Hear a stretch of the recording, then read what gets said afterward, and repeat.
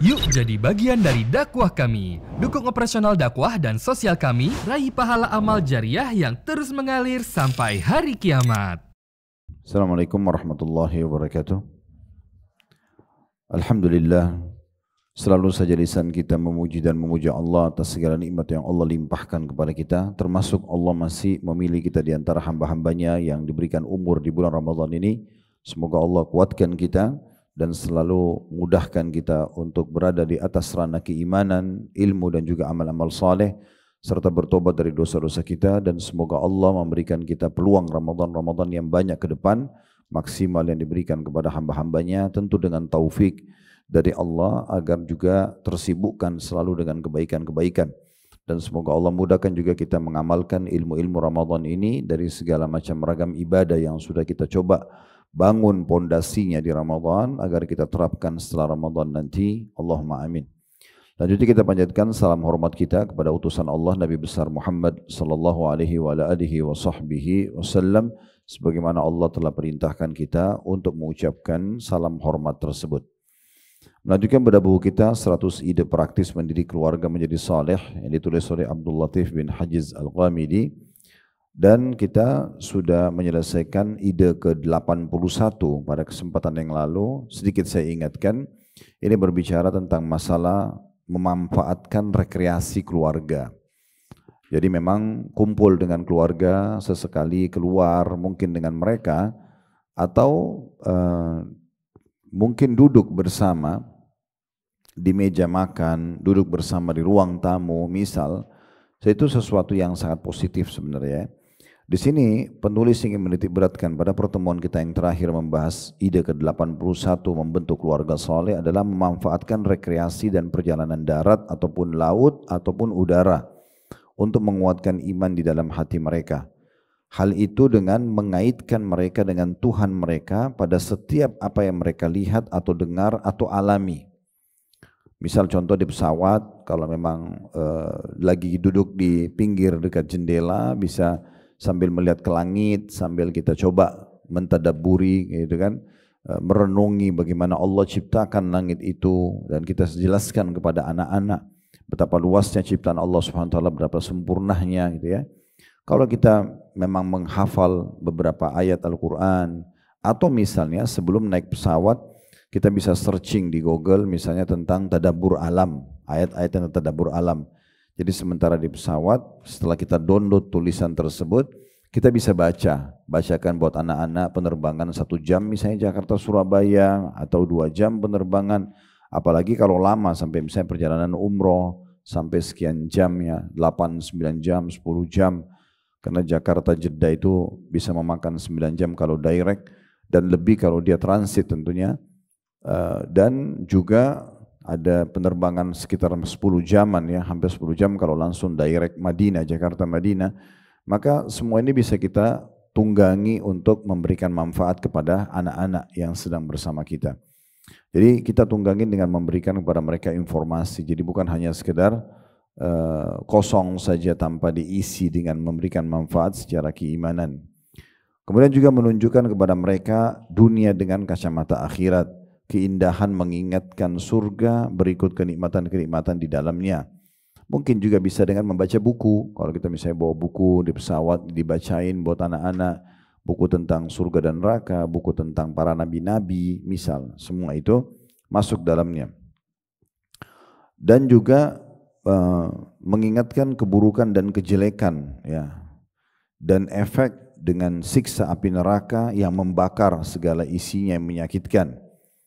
Kemudian juga kalau melihat gunung-gunung, kita menggunakan untuk mengingatkan bagaimana kekuatan Allah Subhanahu wa taala, karena gunung sendiri dari batu yang kokoh dan kuat, maka itu ciptaan Allah Subhanahu wa taala. Kita bisa menunggangi itu sambil coba kita menghubungkan dengan masalah keimanan.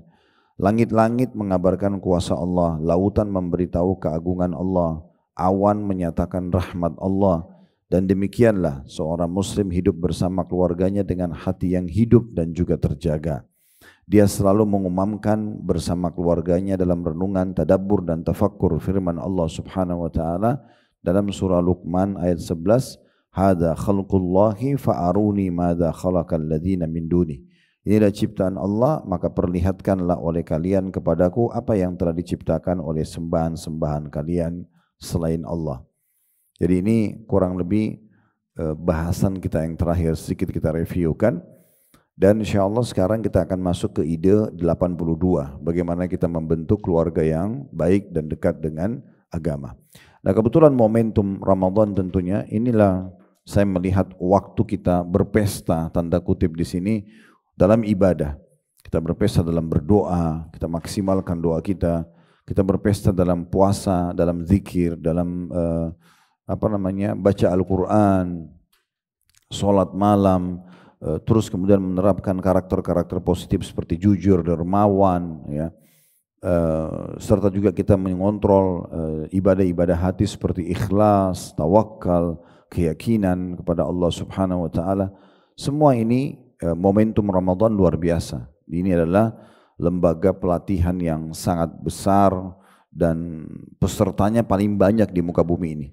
Pengawasnya langsung Allah Subhanahu Wa Taala dan dicatat semua amal tersebut dan hasil pekerjaan kita oleh para malaikat.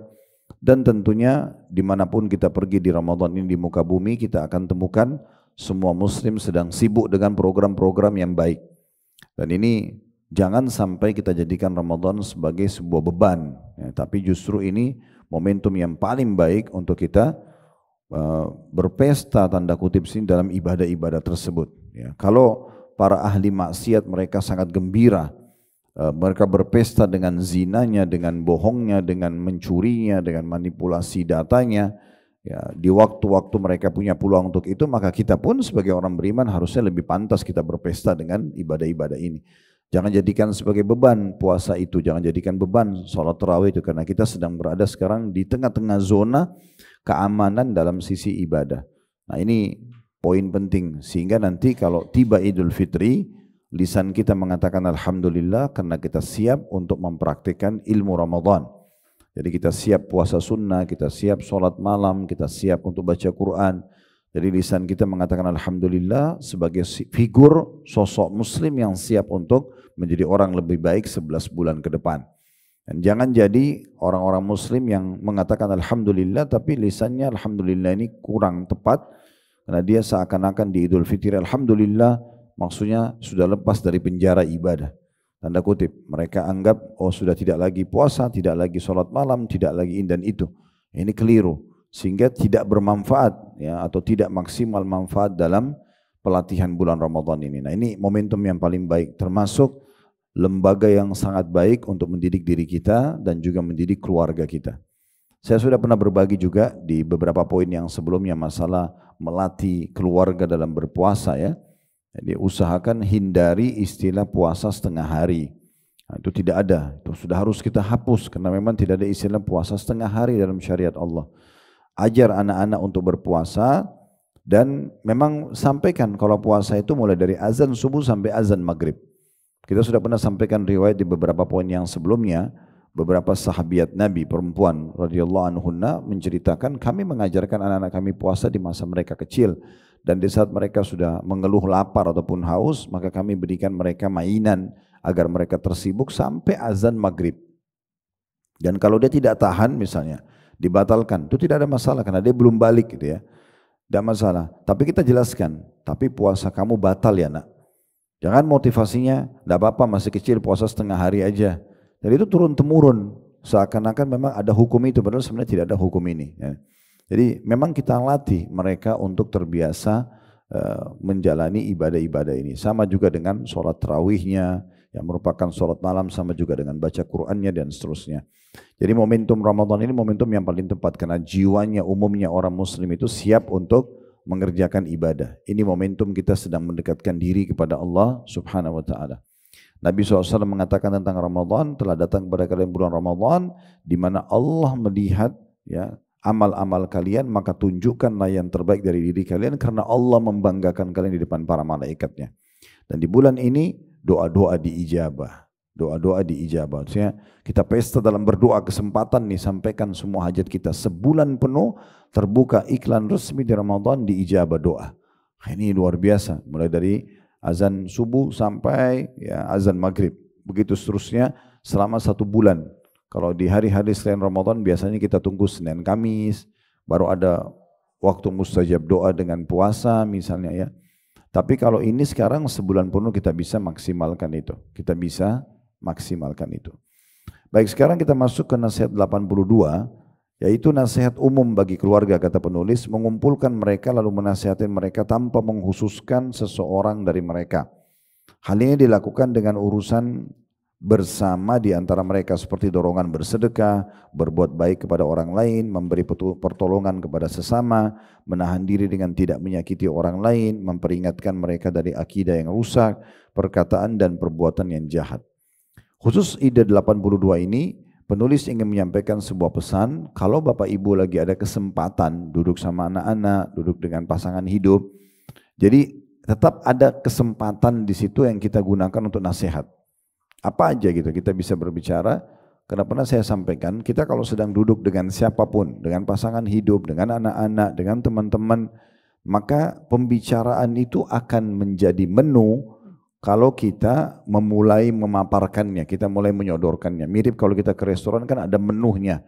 Nah, orang kalau sedang duduk berbicara, itu biasanya menunya itu adalah pembicaraan pertama yang diucapkan. Makanya kalau kita lagi duduk sama orang-orang yang kita anggap mungkin orang-orang itu mereka jauh dari agama misalnya, dikhawatirkan mereka malah berbicara sesuatu yang bisa mengurangi keimanan atau bahkan menjerumuskan orang-orang di sekitar kita pada maksiat kepada Allah, kita justru yang pertama melempar menu pembicaraan. Oh, kemarin itu saya sempat baca buku ada bahasan tentang ini loh, misal tentang sholat tarawih, tentang keutamaan puasa. Kemarin itu ada ceramah, ini cuplikannya saya kirim di grup ya, bahas tentang surga dan neraka misalnya. Nah, kalau kita sudah lempar saja itu menjadi menu, maka akan jadi pembicaraan. Dan otomatis akhirnya orang-orang yang fasik atau jauh dari agama, mereka tidak akan melempar menu pembicaraan mereka. Karena memang ini akan jadi menu. Jadi jangan sampai kita kalau duduk justru kita diam aja, kita jadi pendengar. Apalagi kalau di situ banyak orang-orang yang bicara tentang kemaksiatannya, ya, tentang pelanggaran-pelanggaran agama yang mereka lakukan. Ini poin yang harus kita perhatikan. Nah, contoh misalnya ibu dan bapak lagi duduk, atau ibu-ibu tepatnya ya, lagi duduk sama anak-anak, bukan hanya sekedar kita sibukkan mereka dengan game, misalnya kalau kita bolehkan mereka main game atau mereka tonton kartun, tapi bagaimana kita ada momentum di mana kita duduk dan memberikan nasihat mereka, gitu kan? Apa saja, banyak sekali yang bisa kita sampaikan. Kalau mau waktu makan, tentang adab makan, mengingatkan kembali bismillah dengan tangan kanan, tidak bernafas pada saat sedang ya minum misalnya, kemudian mengucapkan basmalah bisa berulang kali pada saat minum satu gelas air. Karena Abdullah bin Umar radhiyallahu anhu kadang-kadang dalam satu gelas air itu beliau mengucapkan bismillah 10 sampai 11 kali. Karena ingin meraih pahala bismillah, kemudian dilepaskan alhamdulillah, nanti kalau ngobrol habis itu mau minum lagi baca bismillah lagi. Karena walaupun sekali sudah cukup dengan satu gelas itu, tapi dia ingin meraih pahala beberapa kali. Momentum seperti ini bisa kita gunakan justru untuk kesempatan menasihatin anak-anak. Atau mungkin ada sesuatu fenomena yang sedang terjadi seperti dari jendela kamar rumah kita terlihat hujan lagi turun. Kita mungkin bisa mengajarkan doa hujan turun, atau kita coba mentafakkur, berpikir bagaimana air hujan itu turun. Tidak mungkin kalau tidak ada yang mengaturnya misalnya. Nah, semua itu kita bisa gunakan momentum untuk menasihatin gitu ya, secara umum. Begitu juga dengan pada saat azan sholat, waktu sholat kita tunjukkan kepada anak-anak, kalau kita dahulu ya, kita persiapkan, ayo 10 menit lagi azan, ayo kita sekarang siap-siap wudu semuanya, lalu kemudian mulai mengerjakan sholat bersama-sama. Nah, ini semua momentum yang sangat baik untuk memberikan masukan kepada anak-anak. Mungkin juga ada kasus kayak kemarin ada kasus Palestina, atau sekarang Ramadan lagi kesempatan untuk berbagi buka puasa dengan orang untuk meraih pahala yang maksimal. Nah, kita bisa mengajak anak-anak kita untuk terlibat. Nah, mungkin kalau ibu-ibu melibatkan anak perempuannya di dapur, mungkin beberapa makanan yang kita siapkan untuk dikirim ke masjid atau musola atau tetangga atau kerabat, nah mereka terlibat. Nah, semua itu adalah momen-momen yang sangat baik sekali yang bisa membuat kita memberikan masukan kepada mereka. Itu hal-hal yang melakukan perbuatan ketaatan ya. Juga di sini dikatakan oleh penulis dan bisa juga menyelamatkan mereka dari hal-hal yang buruk. Seperti kita membahas tentang bahayanya bohong, bahayanya menipu, bahayanya menggunjing, memfitnah orang, misalnya memukul, berkelahi, bertengkar, apa saja ya. Momentum-momentum seperti ini bisa kita gunakan untuk menasihati mereka. Kalau ada pertanyaan yang muncul dari anak-anak ke ibu-ibu misalnya dan ibu bingung jawabnya, ibu bisa sekarang searching di Google, apa sih sebenarnya itu gunjing? Ada enggak kisah orang yang dulu di masa Nabi hidup terus membahas masalah ini misalnya. Kita kan bisa searching dan kita bisa mendapatkan jawabannya. Nah, ini nasihat nomor 82, yaitu menggunakan momentum dan memaksimalkan kesempatan untuk memberikan masukan kepada mereka. Baik, nasihat 83, ibu-ibu sekalian, nasihat pribadi kepada salah satu atau salah seorang anggota keluarga manakala bapak melihat seorang anggota keluarganya melalaikan hak Tuhannya atau kekeliruan dalam perilakunya atau keburukan dalam muamalahnya. Maka bapak sebagai kepala rumah tangga memanggilnya secara khusus, menasihatinya dengan kata-kata yang tulus, ungkapan-ungkapan kasih sayang dan kalimat-kalimat yang lunak. Sebagaimana perkataan syair, nasihatilah aku secara pribadi dan jangan menasihatiku di depan umum. Nah, ini kalau perbedaan ide 82, itu tidak ada orang yang sedang melakukan kesalahan. Ya, kita cuma menunggangi keadaan daripada duduk nongkrong omong kosong, ya kita isi dengan nasihat-nasihat untuk motivasi kerjakan ketaatan atau meninggalkan satu perbuatan buruk. Kalau ide 83 justru lebih khusus. Kalau ada di antara anggota keluarga yang melakukan satu pelanggaran, maka kita bisa segera mengambil keputusan untuk menasihatinya dan usahakan dinasihati bukan di hadapan saudara-saudaranya gitu ya, bukan di depan umum, karena menasihatin orang secara tersembunyi itu jauh lebih baik. Itu jauh lebih baik ya. Saya kadang-kadang kalau mau nasihatin salah satu anak-anak misalnya, maka saya coba memanggilnya, kemudian saya dudukkan lalu saya tanya, kenapa lakukan ini, apa sebabnya. Kalau dia sudah jelaskan alasannya, maka kemudian saya coba jelaskan tentang masalah larangannya kalau memang itu pelanggaran, atau motivasi untuk ibadah kalau ada ibadah yang dia lalaikan. Dan itu ternyata memang jauh lebih besar efeknya. Sama juga sebenarnya komunikasi antara orang tua sama anak ini penting sekali untuk dibangun ya. Nah, terutama ibu-ibu karena lebih banyak waktu dengan anak-anak. Jadi kalau anak pulang sekolah, perlu kita duduk ngobrol sama mereka, menanyakan tentang tadi belajar apa. Bahkan kalau perlu kita tanya saja siapa nama teman-temannya di kelas, siapa di antara mereka yang paling rajin. Ini pernah kami kasih masukan gitu ya. Siapa, biarkan dia sebut namanya dan ibu tidak harus hafal nama teman-temannya, tapi dia dengan menyebutkan itu dia merasa kita hadir dalam hidupnya dan kita mau tahu ya siapa saja teman-temannya di kelas gitu ya. Nanti setelah dia jelaskan baru kita tanya siapa di antara teman-teman tadi yang disebutkan namanya itu yang paling rajin, yang juara di kelas atau di sekolah, maka pasti dia akan sebutkan, oh si fulan, kenapa? Oh dia rajin sekali baca buku, dia begini dan begitu. Oke, jadi seperti itu ya nak gitu ya. Dan berteman sama orang begitu. Siapa di antara teman-teman kamu yang paling tidak baik? Oh ada si fulan, kenapa suka ganggu orang, tidur kalau guru lagi ngajar. Oke, jangan ikutin orang seperti itu ya. Nah contohnya. Jadi ini penting juga kita ngobrol sama mereka, apa yang terjadi di sekolahnya, apa yang terjadi di pergaulannya gitu ya. Jangan karena kita sudah masukkan anak kita di Islamic boarding school atau di pesantren, lalu kita menganggap sudahlah anak saya pasti akan jadi baik. Itu bukan jaminan. Bukan jaminan, bisa saja syaitan masuk di celah-celah kesempatan untuk menyesatkan atau membuat anak kita tergelincir, itu karena kita tidak menanyakan. Jadi harus ada sinkronisasi antara internal di rumah kita sama eksternal di luar rumah, maksudnya di sekolah gitu ya. Jadi kita harus tetap menanyakan dan komunikasi antara ibu dengan wali kelas itu harus hidup sekali. Tanyakan bagaimana anak saya, apa perkembangannya, ada masalah apa di sekolah gitu ya. Jangan sampai dia ikut-ikutan sama temannya, gangguin teman-teman yang lain, tapi sekolah tidak melaporkan misalnya ya.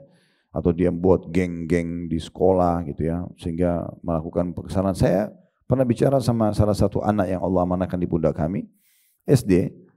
Saya pikir anak ini sudah aman gitu ya. Tadinya begitu, karena di sekolah Islamic school dan saya juga kenal banyak guru-gurunya, kenal lembaganya, tapi waktu saya duduk bicara, saya kaget begitu mendengar dia sendiri, anak ini dengan polosnya menceritakan di sekolah itu ada geng-geng, dan geng-geng ini memang mereka tuh yang suka buat onar di sekolah, ganggu orang yang sekolah, mereka juga melakukan pelanggaran-pelanggaran, dilarang bawa handphone, mereka tonton sesuatu kalau lagi istirahat di pojok sekolah, itu pihak sekolah nggak tahu. Tapi karena saya korek informasi itu, saya cuma bicara, hanya saya tahu, saya pun datang ke pihak sekolah lalu saya menyampaikan. Ada kejadian informasi seperti ini loh dari anak saya. Dan ditelusuri ternyata betul. Nah, ternyata betul. Akhirnya kan permasalahan di sekolah itu bisa selesai karena kita coba menanyakan gitu ya. Jadi baik mereka masih kecil atau mereka sudah gadis atau bujang. Nah ini gadis atau bujang juga ini perlu kita dengar cerita mereka.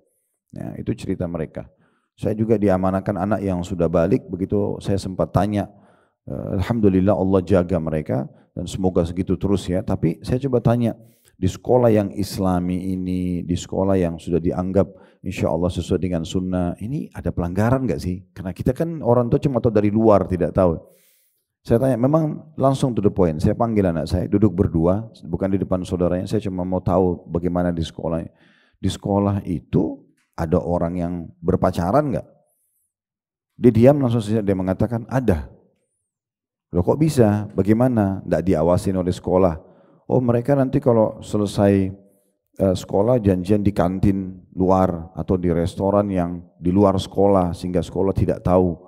Dan itu kayak sudah menjadi informasi rahasia umum di antara siswa dan siswi di situ gitu ya. Padahal sebenarnya gedungnya dipisah antara laki-laki sama perempuan, mereka sudah sangat ketat dijaga. Itu masih saja lost gitu ya. Itu contohnya. Sehingga pada saat itu saya jadi tahu sebuah informasi yang mungkin kalau saya tidak tanya dia tidak akan cerita. Tapi karena saya buat suasana nyaman antara saya sama dia berdua, seperti teman, bersahabat, kita ngobrol. Mungkin ibu kalau anak baru pulang sekolah masuk ke dalam kamarnya, duduk seperti temannya, seperti apa sih gitu ya. Assalamualaikum nak, apa kabar, gimana tadi sekolahnya, gimana tadi ini dan itu. Sambil ngobrol, ada kejadian apa di sekolah. Siapa tadi temannya yang berbuat kebaikan hari ini? Oh ya ada teman saya itu berbagi, dia sedekah tadi bagi makanan. Nah itu bagus tuh. Ada enggak yang buat kesalahan tadi? Enggak apa-apa kita tanya. Oh ada tadi yang ugal-ugalan, ganggu segala macam gitu. Contoh. Nah itu semua kita bisa jadikan momentum nasihat yang sangat baik. Jadi di sini di nasihat 83, kalau ada yang sedang melakukan kesalahan, kita segera jangan ditunda, kesalahan itu segera kita bahas dan hanya berdua dengan si pelaku dengan tujuan untuk menasihatin dia, itu satu sisi. Sisi yang lain, tadi saya bilang, walaupun tidak terlihat kesalahan, tetap kita coba mengorek informasi yang tidak nampak depan mata kita. Nah terutama berhubungan dengan eksternal, di luar rumah. Karena kita tidak tahu gitu ya, di luar rumah. Bahkan di rumah saja, saya disampaikan oleh istri, kadang-kadang anak-anak ini di rumah, entah apa yang mereka bicarakan, tapi ada di antara beberapa orang bersaudara, ada yang ketakutan mau melaporin tentang saudaranya. Gitu kan? Itu saya pernah dapat informasi itu. Terus ternyata mereka ini kayak sempat pernah lihat cuplikan tontonan kartun yang tidak kami izinkan, dan ternyata itu cuma kartun saja, tapi momentumnya itu kayak ada horor-horornya gitu ya. Sehingga mereka tuh coba praktekin. Jadi di kamar-kamar mereka matikan lampu, mereka ada yang jadi hantunya dan itu gitu. Nah, ini di luar kontrol, kita nggak tahu karena mereka orang tua berpikir mereka sedang bermain. Ternyata itu menanamkan rasa takut dalam hati si yang adik-adik yang masih kecil. Jadi mereka ini tidak berani ke kamar mandi, nggak berani tidur sendiri, nggak berani. Ini dari mana asal muasalnya nih? Saya coba cari tahu pada saat mau ke kamar mandi minta ditemenin, harus mandi ditemenin. Ini ada apa nih? Saya coba tanya istri saya, kenapa ini? Jadi jangan kita anggap remeh walaupun itu seperti masalah kecil. Kenapa nih? Coba dicari tahu, telusuri, baru kita tahu ternyata berasal dari sebuah kartun dan ini satu kali nonton saja. Contohnya, akhirnya kita ubah dan tidak boleh lagi ada tontonan itu. Kita blok channel itu misalnya dan seterusnya, dan kita memberikan hukuman bagi orang yang mau, bagi anak-anak yang melanggar misalnya. Kayak misalnya nanti pernah saya berbagi pada saat kita bahas juga beberapa poin yang sebelumnya, setiap anak-anak yang berprestasi kita bisa memberikan dia kesempatan untuk memilih pengen belanja apa di weekend nanti, yang itu. Karena dia selama sepekan ini sudah bagus prestasinya, nah nanti di weekend dia boleh milih mau makan apa, mau pengen main di tempat mana, ya itu oke. Tapi yang tidak berprestasi kita tidak akan kasih dia pilihan, sehingga mereka terpicu untuk bersaing supaya menunjukkan yang terbaik. Nah ini hal-hal sepele di mata sebagian orang tapi sebenarnya besar. Ya, jangan sampai luput dari kita. Nah itu ide ke-83. Jadi sekali lagi kalau ada yang melakukan kesalahan, segera kita luruskan dan usahakan kita berbicara berdua ya. Di saat anak-anak itu di bawah 14 tahun ibu-ibu sekalian, maka mereka adalah anak kita. Bicara orang tua dengan anak. Ibu nggak suka begini, ibu nggak mau begini, ayah nggak mau begitu misalnya. Kamu nggak boleh begini. Tapi 14 tahun ke atas ini nggak bisa lagi. Ini harus seperti sahabat dia, teman dia. Di situ nanti ibu akan bersaing dengan teman-temannya. Di saat dia merasa nyaman sama teman-temannya dan dia merasa ibu adalah tanda kutip sosok atau momok orang yang menakutkan, maka dia tidak akan bicara sama ibu, dia bicara sama teman-temannya. Dan kita bisa bayangkan kalau dia berumur 14 atau 15 tahun, ide apa yang akan disampaikan oleh temannya yang seumur dengan dia yang belum punya pengalaman hidup. Kan gitu, itu akan sangat bahaya sekali gitu ya. Apalagi kalau orang tua tidak peduli sama sekali, sibuk dengan alamnya dan aktivitas di luar rumah, dia tidak tahu anaknya bergaul seperti apa, ini akan jadi pertanggungjawaban semua di hari kiamat nanti. Maka kita harus hati-hati sekali ya. Nah, kita sini menjadi sahabat dia. Kalaupun misalnya terjadi hal yang kurang baik, misal contoh anak kita berbicara tentang sesuatu, anak anda perempuan lalu dia bilang, ada tadi teman laki-laki yang mau mengajak saya pacaran. Ibu jangan marah. Marah ini salah di situ. Tapi justru kita jelaskan dengan baik-baik, kita jadi seperti sahabatnya. Seperti bagaimana sih kalau ada anak seumur sebaya dengan dia lalu ini ada laki-laki suka sama saya, pasti dia tidak mungkin marah-marah seperti orang tua, tapi dia akan menjadi seperti temannya gitu ya. Oh kalau menurut aku nggak apa-apa kok, aku ini nggak boleh misalnya, itu kurang baik contoh. Nah kita hadir seperti itu, tapi kita tentu lebih dewasa dalam menjelaskan sehingga dia mendapat sebuah ya, informasi atau edukasi yang tepat ya. Nah seperti itu kurang lebih nasihat-nasihat yang perlu kita sampaikan di poin 82 dan 83 ini. Selanjutnya ide ke-84 dalam mendidik keluarga yang saleh adalah mendidik melalui kejadian dan peristiwa yang membahagiakan atau yang menyedihkan yang dialami oleh keluarga. Manakala keluarga atau salah seorang darinya mendapat apa yang tidak diharapkan, maka bapak di sini tentu penulis mendatangkan bapak sebagai kepala rumah tangga, tentu ibu juga masuk dalamnya ya.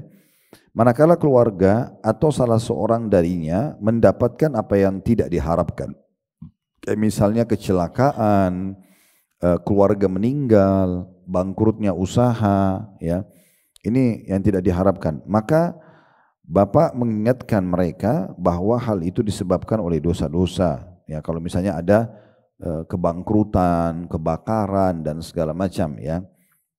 Kemudian keburukan-keburukan dan kelalaian dalam menunaikan hak Allah. Manakala keluarga mendapatkan sesuatu yang membahagiakan, kayak mendapatkan keturunan, anak baru lahir, atau misalnya mendapatkan sebuah prestasi, ya, maka atau mendatangkan sukacita, maka bapak memulangkannya kepada kemurahan Allah dan karunia-Nya kepada mereka. Dan barangkali seseorang dari mereka mentaati Allah, maka di antara hasil ketaatan itu adalah taufik dari Allah kepada apa yang mereka harapkan dan penjagaannya, N-nya besar kata ganti Allah, dari apa yang tidak mereka harapkan. Dengan itu hati keluarga senantiasa terpaut dengan Allah yang maha mengetahui yang gaib saat terjadi apa yang tidak diharapkan dan saat terjadi apa yang diharapkan. Nah khusus ide 84 ini sebenarnya kita coba sama tadi ya, sebenarnya memaksimalkan waktu kita menunggangi momentum-momentum tertentu. Momentum tertentu itu baik hal yang membahagiakan contoh keluarga atau tetangga atau teman-teman, ya, yang anak kita juga mengenal mereka. Maka kita menggunakan atau menunggangi momentum yang membahagiakan bagi keluarga tersebut. Tadi misalnya kelahiran anak, prestasi, punya rumah baru dan segala macam. Kita menunjukkan kepada mereka ini adalah karunia dari Allah Subhanahu wa taala, rezeki dari Allah. Allah berikan kepada siapa hamba-hambanya yang dia inginkan, ya. Bahkan sangat baik ya kalau ibu tentu sudah punya dalil-dalil ya, tentang masalah rezeki, ya. Saya ingin berbagi beberapa riwayat, coba ibu renungin, ini hadis disahihkan oleh para ulama dan sebagian riwayat dihasankan. Al-Mundhiri menyebutkan dalam kitab Sahih Targhib Tarhib, ya, sebenarnya kitabnya namanya Targhib Tarhib tapi disahihkan oleh Syekh Albani, keluarlah terbit Sahih Targhib Tarhib di jilid 4-nya. Di kitab jual beli ada di bab nomor 4 menjelaskan tentang masalah, di bab nomor 5, 4 atau 5 itu ya, tentang hadis rezeki itu, ya kata Nabi SAW, akan mengejar seseorang sebagaimana ajal mengejarnya. Ya, mungkin jarang orang mendengar hadis seperti ini ya, tapi begitu Nabi SAW sampaikan, sungguh rezeki itu akan mengejar seseorang sebagaimana ajal mengejarnya. Dalam riwayat yang lain, Nabi SAW pernah melihat ada satu orang miskin, kemudian orang miskin itu minta bantuan gitu ya. Nabi SAW melihat ada kurma, kemudian kurma itu Nabi raih, lalu Nabi berikan kepada orang miskin itu. Orang miskin itu mengambilnya. Kata Nabi SAW, kalau kau tidak mengambil dari kurma ini akan datang kepadamu. Maksudnya apa? Rezeki itu sudah Allah tentukan. Allah sudah tentukan. Dan banyak hadits-hadits juga dinukil oleh beliau yang berbunyi, kata Nabi SAW, sungguh Jibril telah datang kepada aku menyampaikan, tidak akan pernah wafat satu jiwa sampai semua rezekinya akan diberikan. Dan apa yang sudah ditentukan oleh Allah untuk kita di Lauhil Mahfud, di kitab yang ada di atas langit sana, itu tidak akan pernah pindah ke orang lain. Kalau satu gelas air, atau sebutir kurma, atau sepotong roti, sepiring nasi, ya, selembar pakaian, itu rezeki kita tidak akan pernah pindah ke tangan orang lain. Kalau belum rezeki kita tidak akan pernah kita miliki. Berapa kali lewat momentum dalam hidup kita, kita lagi pengen makan tertentu, kehabisan stoknya. Kita mau beli pakaian, tidak ada lagi ya. Misal contoh, karena memang belum rezeki kita atau didahului oleh orang lain yang membelinya misalnya. Berapa kali ada jemaah yang mau mendaftar umrah atau haji bersama kami, terus tadinya mau daftar, dia nanya-nanya, tapi karena dia banyak lama mempertimbangkan, seatnya terjual, dia baru mau daftar sudah tidak ada. Cari ke travel lain pun sudah tidak ada, memang belum rezekinya.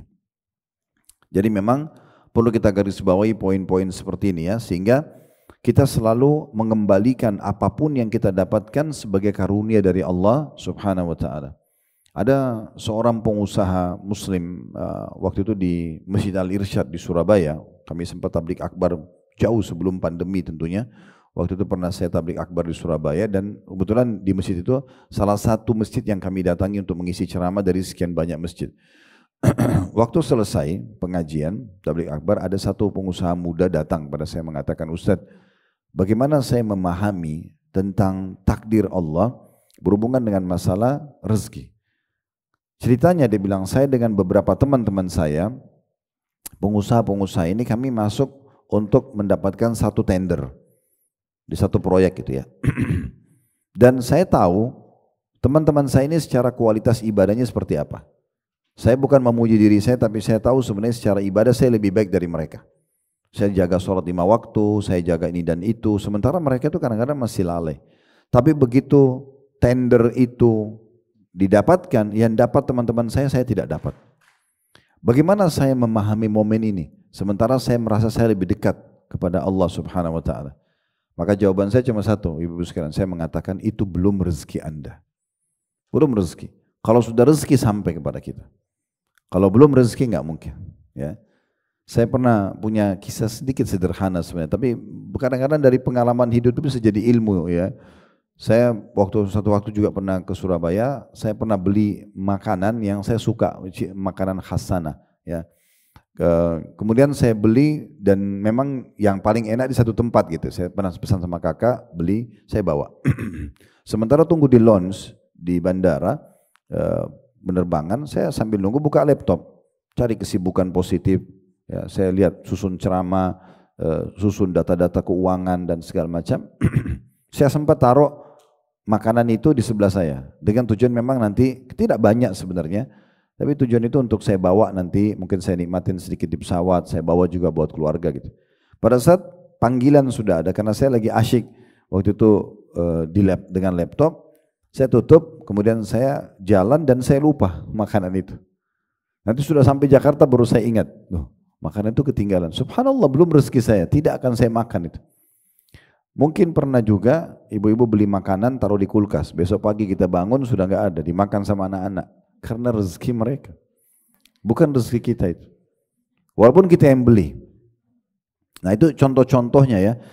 Jadi sebenarnya apapun yang sifatnya itu positif dan sampai kepada kita atau sampai pada seseorang, kita hubungkan itu adalah rezeki dia. Sudah Allah tentukan begitu. Makanya kata Nabi SAW dalam sekian hadis tadi yang sudah kita sebutkan, di penutupan hadisnya Nabi bilang apa? Oleh karena itu, ya, ajmilu fit talab, perbagus cara kalian cari rezeki, fokus pada yang halal, jangan yang haram, karena sudah ditentukan. Kalau ada yang bertanya misalnya, Ustaz, lalu bagaimana dengan orang yang mencuri lalu dia dapat hasilnya? Ya, dia berzina dia dapat hasilnya. Apakah itu juga termasuk rezeki? Kalau ini kita jawab itu adalah ujian. Bukan dianggap rezeki di situ. Itu ujian. Ya, Allah Subhanahu wa taala berikan ujian, orang bisa bekerja cari rezeki halal, orang bisa mencuri. Mencuri ini bukan dianggap rezeki, itu adalah ujian bagi dia. Kalau dia masuk dan dia ambil, dia mencuri, dia dapat. Tetapi ini ujian, akan datang hukuman atas perbuatan dia. Karena itu sesuatu yang haram Allah jadikan sebagai ujian. Seperti Allah datangkan babi. Ini babi nggak boleh ya.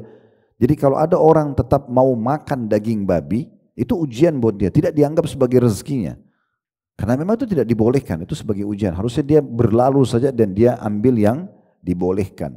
Makanya Nabi SAW mengatakan fokuslah pada hal-hal yang dihalalkan dan jangan masuk kepada hal yang diharamkan. Dalam beberapa riwayat lain juga masih berhubungan dengan hadis-hadis tadi yang kita sampaikan.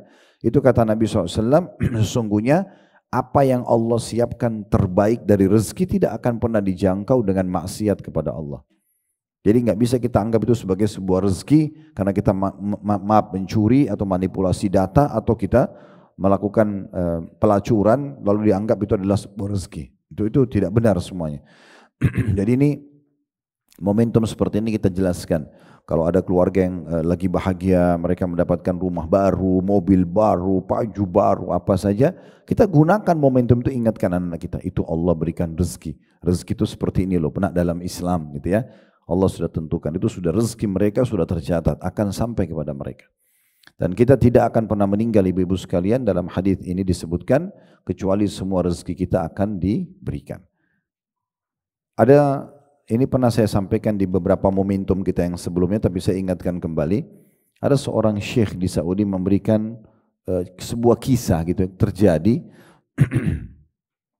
Jadi ada satu orang, dia jalan di sebuah tempat di padang pasir, ada sumur, kemudian dia nengok ke dalam, jatuh ke dalam. Nah, waktu dia jatuh dalam, dia teriak-teriak seperti orang biasa jatuh di sumur, teriak-teriak minta tolong. Ada satu kafilah, kelompok orang lewat, dengar, dibantu dikeluarkan. Setelah dikeluarkan seperti biasa kalau ada kejadian motor jatuh, orang jatuh, kan orang tanya kenapa, ya, seperti itu lah ditanya. Ceritalah dia, tadi saya nengok, saya jatuh, segala sesuatu diceritakan sama dia. Karena orang-orang ini kesian, dikasih satu botol air, segelas air, minumlah dia. Setelah dia minum meninggal. Yang minum air ini meninggal dunia. Kata syekhnya, Maha Suci Allah yang mengatur satu gelas air itu harus sampai ke tenggorokannya dulu baru dia mati. Sebenarnya kan momentum matinya dia secara hitungan manusia pada saat jatuh di sumur. Tapi Allah buat dia masih bisa keluar, dia minum dulu satu gelas air itu baru dia meninggal dunia. Seperti itu dalam memahami rezeki. Sebenarnya Allah SWT sudah tentukan. Jadi ikhtiar kita ini sebenarnya adalah pelengkap dalam kehidupan. Pelengkap dalam kehidupan. Makanya fokus kepada yang halal saja. Dan Hasan Basri berkata rahimahullah, saya selalu senang dan tenang, salah satu dari hal-hal yang beliau sampaikan dalam statementnya, karena saya tahu rezeki saya sudah ditentukan dan tidak akan pernah pindah ke orang lain. Tidak akan pernah pindah orang lain. Jadi tidak usah kita menganggap orang ini ngambil jatah saya. Sebenarnya bukan ambil jatah, memang bukan bagian dari hak kita. Ini momentum seperti ini. Dan sebaliknya, kalau seandainya ada hal-hal yang menyedihkan, ini masih di ide yang 84. Bagaimana kita mendidik anak-anak kita, ada keluarga, teman kita atau tetangga yang keluarganya meninggal atau apalah, terjadi kecelakaan, terjadi apa, itu kita jadikan bahan introspeksi diri. Kita sampaikan kepada mereka. Umumnya ujian-ujian yang datang, kalau meninggal itu memang sudah ajal, kita jelaskan tentang masalah ajal. Tapi kalau ada orang ya, kecurian, ada orang yang kena penyakit yang berat misalnya, ini biasanya umumnya karena ada dosa-dosa yang dilakukan. Kita tidak langsung memvonis orang pelaku dosa, tapi kita mengatakan ujian-ujian yang berat datang itu biasanya karena pelanggaran agama. Maka jangan sampai kita melanggar, karena Allah sudah menjanjikan orang-orang yang beriman dan taat, itu kehidupannya bahagia.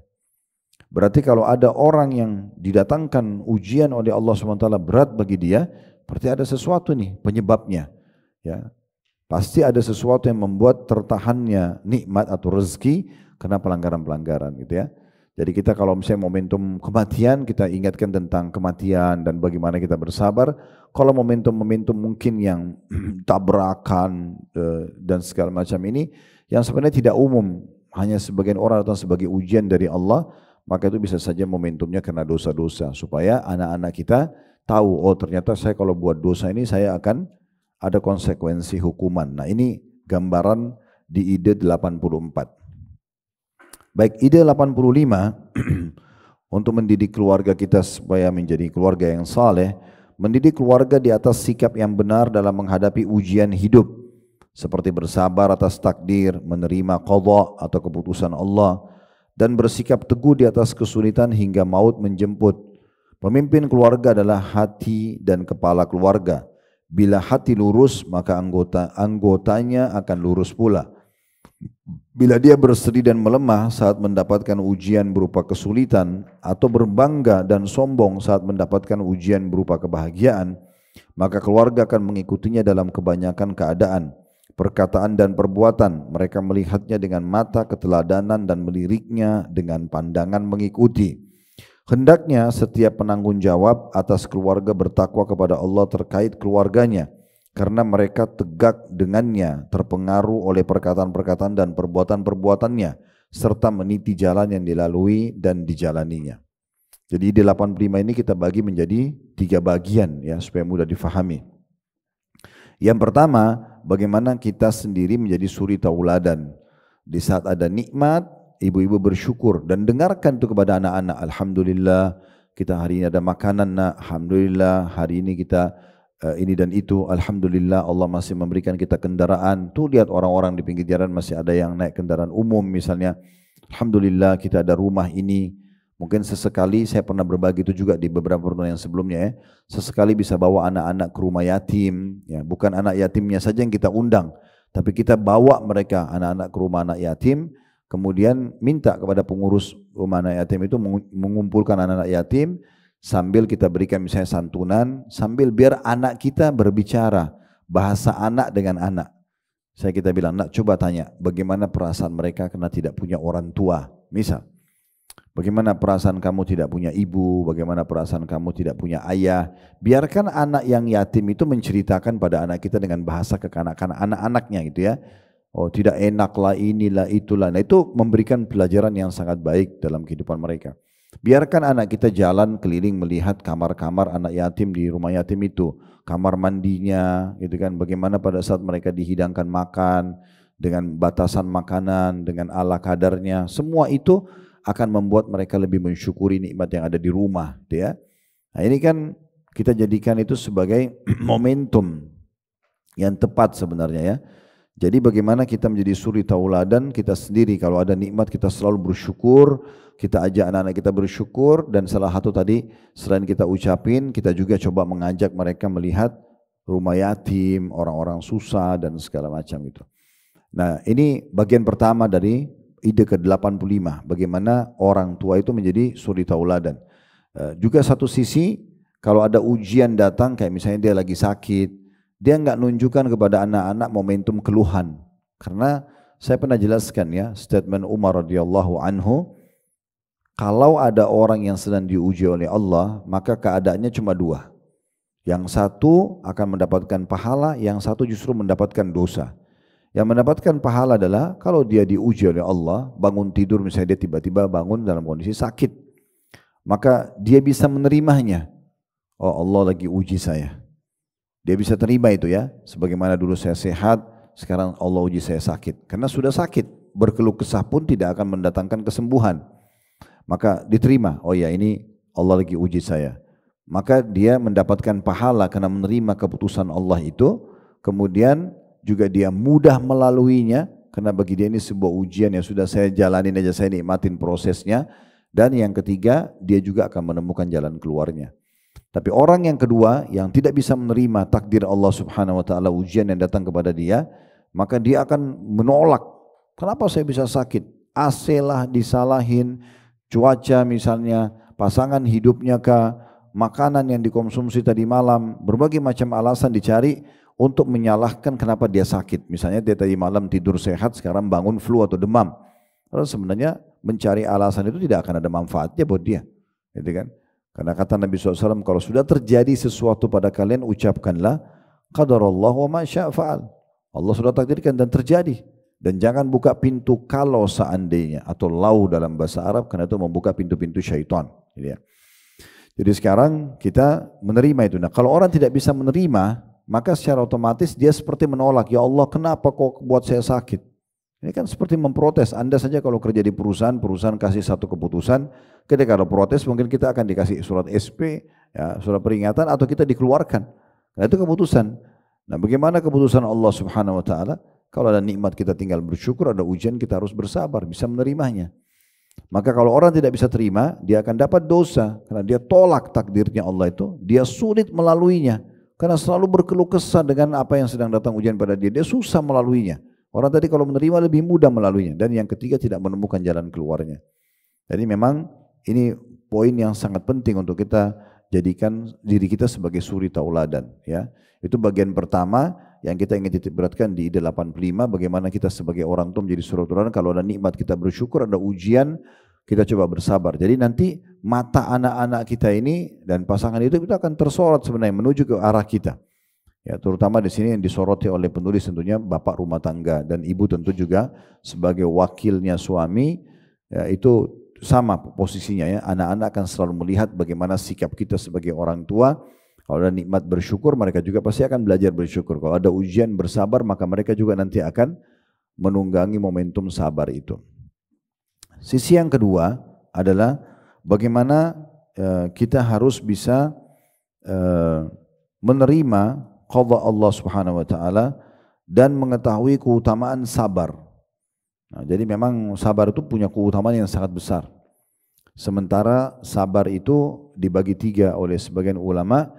Sabar dalam mengerjakan ketaatan, seperti misalnya kita sekarang puasa nih, kita butuh sabar, gak makan, gak minum misalnya sampai waktunya. Ya, kita tutup aurat, kita harus mencari rezeki yang halal. Ini kan sabar dalam ketaatan itu bagian daripada sabar yang paling mulia. Kemudian yang kedua, sabar dalam meninggalkan maksiat. Setiap orang di antara kita pasti punya peluang berbuat dosa. Di saat datang penawaran itu oleh syaitan, kita menolaknya, kita sabar. Ini sabar tingkatan yang kedua. Dan yang ketiga adalah sabar dalam ujian harian. Kayak sakit, gangguan orang, itu sabar yang paling rendah sebenarnya ya. Atau tingkat yang ketiga. Nah, di sini kita mempelajari sabar itu. Sehingga kita pun bisa menerapkan dalam hidup kita dan juga mengajarkan kepada anak-anak kita tentang masalah sabar. Kalau mereka sakit, misalnya kita membahasakan sabar ya nak, sambil tetap ikhtiar, karena sabar itu bukan duduk manis elus dada gitu ya. Tapi sabar itu adalah menerima takdir Allah, kemudian ikhtiar mencari jalan keluarnya, Nah, ini bagian kedua yang harus kita perhatikan dan bagaimana kita bisa menerima qada atau keputusan Allah Subhanahu wa Ta'ala itu ya. Bagian ketiga yang harus diperhatikan dalam masalah poin nomor 85 ini, bagaimana konsistensi kita ya, atau istiqomahnya kita dalam menjaga keimanan kita kepada Allah Subhanahu Wa Taala. Jadi jangan ibu sabar sekarang tapi nggak sabar di momen yang lainnya.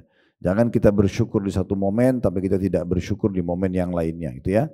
Tapi kita terus menerus menunjukkan kepada anak-anak kita atau orang di sekitar lingkungan kita kalau selalu bersyukur dengan nikmat apapun, dari hal yang kecil sampai yang besar, dan juga kita selalu sabar dari hal yang kecil sampai hal yang besar, ya. Dan kita sangat tahu kalau kita mensyukuri akan ditambah, kalau kita bersabar maka akan memudahkan kita untuk melalui permasalahan-permasalahan. Nah, inilah momentum yang atau nasihat dan ide ke-85. Sekarang kita masuk ide ke-86 dalam mendidik keluarga yang baik dan soleh adalah hadiah adalah media cinta, wasilah kasih sayang dan jembatan kedekatan. Tidak sedikit hadiah yang diberikan oleh seseorang bapak kepada salah seorang anggota keluarganya yang diiringi dengan nasihat yang lembut dalam sebuah buku atau kaset atau surat atau perkataan yang menggugah hatinya untuk menerimanya. Hati manusia cenderung mencintai siapa yang memuliakannya dengan pemberian dan menghargainya dengan hadiah dan pengorbanan. Dari hadis Abu Hurairah radhiyallahu anhu, beliau menyampaikan bahwasanya Nabi SAW bersabda, tahadu tahabu, saling memberikan, hendaklah kalian saling memberikan hadiah, niscaya kalian akan saling menyayangi. Hadis ini riwayat Bukhari. Nah, sekarang kita masuk ke ide 86 ini adalah hidupkan hadiah di antara kita. Sering memberikan hadiah, suami ke istri, istri ke suami, ya harus ada perimbangan ya. Ibu-ibu jangan selalu tunggu kejutan dan hadiah dari suami tapi ibu sendiri tidak pernah berbagi pada suami misalnya. Begitu juga orang tua pada anak, anak pada orang tua ya. Dan sekecil apapun pemberian pasangan atau anak-anak kita, kita muliakan pemberian itu. Ucapkan terima kasih ya. Karena sudah ada niat baik dia untuk memberikan kepada kita. Kadang-kadang mungkin anak kita ya, saya kadang-kadang kalau mau safar, anak-anak pada nulis surat dimasukin ke dalam baju saya atau di dalam koper, ya, baru mereka pesan, nanti abati dibaca ya, gitu. Minta. Saya kadang-kadang mau safar itu saya baca tulisannya itu. Ya. Kalau cinta sama abatilah, sayanglah, ginilah, jangan lupa doakan. Terus saya menunggangi itu, saya mengatakan ini terima kasih ya nak sudah tulis gini. Walaupun sebenarnya tulisannya karena masih anak-anak baru belajar nulis gitu ya. Tapi ada niat baiknya. Jangan momentum seperti ini kita, sudahlah, apa sih anak kecil, kita main buang aja kertasnya. Kadang-kadang bahkan yang dimasukkan dalam kotak itu sebenarnya parfum saya, ya ada barang-barang saya sendiri dibungkus, diberi kasih bungkus, dilakban, kasih hadiah. Tapi bagi saya ada upaya niat baik dia untuk itu ya. Dan itu momentum yang baik. Mungkin karena setiap kali saya datang safar saya bawain hadiah mereka, maka mereka mau balas tapi mereka belum punya apa-apa. Jadi apa yang ada di lemari kadang-kadang diambil gitu ya. Tapi bagi saya itu satu hal yang positif. Satu hal yang positif yang harusnya kita nilai. Ibu kalau diberikan sesuatu oleh suami, walaupun mungkin bagi ibu itu sederhana gitu ya. Tapi coba hadirkan tanda terima kasih itu. Salah satu karakter laki-laki itu suka sekali kalau pemberiannya dinilai. Ya. Kalau ibu misalnya masak nih, ibu masak sebagai perempuan, kemudian karena ibu menganggap itu adalah sesuatu yang biasa rutin ibu lakukan, atau ibu siapkan makan, atau ibu siapkan pakaian, suami bilang terima kasih, nggak bilang terima kasih, biasa saja. Karena kan baju sudah tiap hari tersiapkan di lemari, tinggal disiapin. Tapi kalau suami bilang terima kasih ya itu sangat bagus ya. Cuman mungkin kalaupun suami tidak ucapin, bagi ibu biasa saja karena ya sudah baju disiapin, makanan juga sudah ada, kayak rutinitas sehari-hari. Tapi kalau laki-laki beda, karakter laki-laki itu beda. Karakter laki-laki itu suka kalau diterima kasih. Ya. Karena itu memang secara rasional laki-laki itu dominan akal. Kalau dia kasih sesuatu dibilang terima kasih, dia akan terus menggebu-gebu untuk memberikan yang lebih baik. Tapi kalau dia sudah berusaha, ada sebagian orang gitu ya, berumah tangga mungkin suaminya sudah pendapatannya mereka pas-pasan, tapi suami ingin memberikan istri sampai dia harus utang sama teman-temannya beli handphone, mungkin handphone dari Cina murah. Tapi begitu pulang ke rumah, istrinya buka, masa handphone begini ya gitu. Terus nggak diterima kasih. Setelah itu pasti suaminya nggak akan kasih lagi apa-apa gitu. Karena bagi dia mungkin perjuangan itu nggak dinilai gitu ya. Nah karena laki-laki yang mencari nafkah, kadang-kadang itu dia punya perasaan untuk dinilai. Contohnya, intinya sebenarnya sih bagaimana kita menilai pemberian orang. Ya, bagaimana kita menilai, minimal kita ucapkan terima kasih. Ya, kata Nabi SAW, siapa yang buat kebaikan pada kalian, maka balaslah dengan yang setimpal. Balaslah dengan yang setimpal. Ya, kalau kalian tidak miliki yang setimpal bisa dibalas, misalnya makanan dengan makanan, pakaian dengan pakaian, misal pemberian dengan pemberian, maka ucapkanlah jazakallahu khairan. Semoga, dan itu siapa yang mengucapkannya maka dia telah maksimal dalam berterima kasih. Maksudnya semoga Allah yang balas Anda dengan kebaikan. Jadi di sini sebenarnya lebih kepada hadiah-hadiah. Nah ini hadiah perlu dihidupkan ya. Seringkali kita memberikan hadiah itu tidak harus sesuatu yang mahal, tapi bagaimana kita pada saat bertemu kita memberikan hadiah itu sangat baik. Nah ini sejalan dengan hadis Nabi SAW. Saya punya prinsip dalam hidup saya pribadi. Ya, kalau ibu-ibu mau mengambilnya, alhamdulillah itu juga satu hal yang baik. Karena saya lihat efeknya sangat baik. Bagi saya tidak akan muncul loyalitas tanpa royalitas. Ya, tidak mungkin. Kalau kita mau orang lain loyal sama kita, maka kita harus royal dengan dia. Nah itu tidak bisa loyal muncul tanpa royal. Nah sebenarnya lebih kepada bahasan kita gitu ya. Suami istri tidak akan langgeng sementara mereka pelit satu sama yang lain misalnya. Kadang-kadang saya unik juga itu ada suami istri saling nagih utang, ya ribut ya, dengan hal yang pernah dijanji kebetulan pasangan belum sempat bisa memberikan. Padahal itu masalah yang masih sangat bisa ditoleransi gitu ya. Apalagi keutamaan besar sekali kita berbuat baik pada orang terdekat. Bisa terhitung sedekah, bisa memberikan tenggang waktu dalam utang dan segala macam. Atau mungkin tidak perlu dianggap sebagai sebuah utang karena itu adalah pahala yang sangat besar. Contoh-contohnya misalnya seperti itu ya. Nah ini hal-hal yang bisa kita jadikan sebagai pegangan itu ya. Memberikan hadiah dan ingat membalas hadiah orang lain itu bagian daripada ibadah. Bagian daripada ibadah. Jadi jangan selalu tetangga kirim makanan lalu ke piringnya selalu kembali kosong terus. Kita berharap kita saja terus yang dikasih gitu ya. Tetangga datang dari safar, oh itu baik banget tetangga saya selalu kasih hadiah. Tapi kita sendiri datang dari safar nggak pernah memberikan sesuatu pada mereka gitu ya. Jadi orang pulang umroh bawa sedikit aja kurma kasih, orang merasa itu kayak ada oh saya diingat ya. Nah itu. Makanya di sini beliau titik beratkan penulis mengatakan sesungguhnya ya hati itu cenderung mencintai siapa yang memuliakannya dengan pemberian dan menghargainya dengan hadiah dan pengorbanan. Jadi sebenarnya royalitas itu penting ya. Kalau kita dermawan royal itu akan sangat baik untuk mendatangkan respon positif dari orang lain. Nah sama juga mungkin sebagai penutup ini juga salah satu prinsip yang saya selalu pegangi. Kalau kita menjaga sebuah kualitas itu akan mendatangkan kuantitas. Artinya gini kayak masalah bisnis misalnya.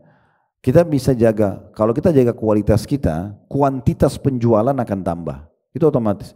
Kalau kita fokus kuantitas tanpa kualitas itu akan habis. Ya. Nah kualitas akan mendatangkan kuantitas. Kita jaga kualitas persahabatan kita, maka kita akan bertambah teman-temannya, kuantitasnya akan bertambah. Nah ini juga prinsip dasar. Selain tadi, ya royalitas akan mendatangkan loyalitas. Nah juga sama, kualitas akan mendatangkan kuantitas. Nah ini prinsip-prinsip dasar yang sederhana sebenarnya kalau kita jadikan sebagai pegangan hidup itu sangat baik ya. Tapi ini cuma penawaran saja. Ini kebetulan saya jadikan momentum pegangan hidup saya. Kalau dianggap itu sesuatu yang positif bisa diambil tentunya. Dan insya Allah kedepannya kita akan lanjutkan di poin ke-87 sampai beberapa poin yang Allah mudahkan nanti. Tentu sebagaimana sudah kita tahu di buku kita ini ada 100 ide ya. Jadi kemungkinan tinggal 1 atau 2 pertemuan lagi kita akan menyelesaikan buku kita ini insya Allah. Baru kalau masih berlanjut kajian kita akan pindah ke bahasan buku lain tentunya. Baik ini yang kita bisa sampaikan pada kesempatan ini semoga bermanfaat. Kalau ada benar dari Allah subhanahu wa ta'ala, kalau ada salah tentu dari saya tolong dimaafkan. Subhanakallahumma bihamdika asyhadu an la ilaha illa anta astaghfiruka wa atubu ilaik. Wassalamualaikum warahmatullahi wabarakatuh.